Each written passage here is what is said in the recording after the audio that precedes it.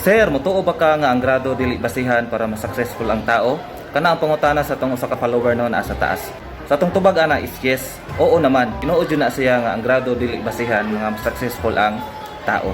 So kani nga video para pod ni sa mga estudyante nato no, mga kaila nga nawad-an ng paglaom, niundang na sa pag-eskwela, mga gagmay og grado tungod sa mga problema sa balay, krisis na walay kwarta ug uban pa. Ang tinuod, ang grado, diploma dili mag-define sa imong future no. Dili basihan ang grado ug dagko nga grado imong nahuman para ikaw mahimong successful. Nganuman, daghan kay mga bright karon, daghan kay mga maayo sa eskwelahan, dagko grado, pero outside dili maayong tao, mga bugoy, mga way batasa no, di kahibaw mo respeto ug mga daotang tao no. Daghan pug kaayoy sa eskwelahan dili performing, gagmay grado, ang uban wa pa jud kahuman pero mga buutan, mga kugihan ug kahibaw mo diskarte sa kinabuhi. Dito sa Pilipinas, tinuod usa ka kultura sa mga Pinoy na kung ikaw nakahuman dagko ka grado is taas ang level nga respeto ang ihatag sa imuha. So mao nay usa ka sakit sa mga Pilipino no.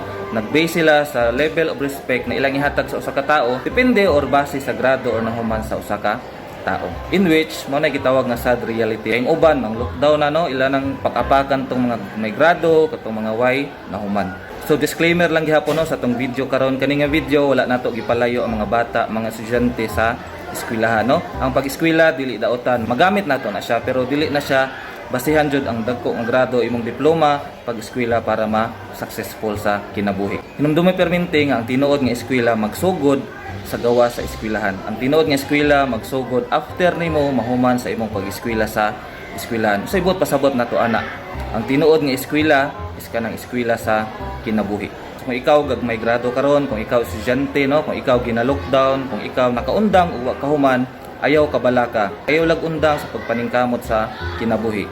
Dumdumi permente, daghay maayo sa eskwelahan, pero mas daghan ang maayo sa kinabuhi. Sige, mao ra to og salamat kay sa pagtan-aw no sa tong video karong adlaw. Hantud sa sunod og bye. Follow for more.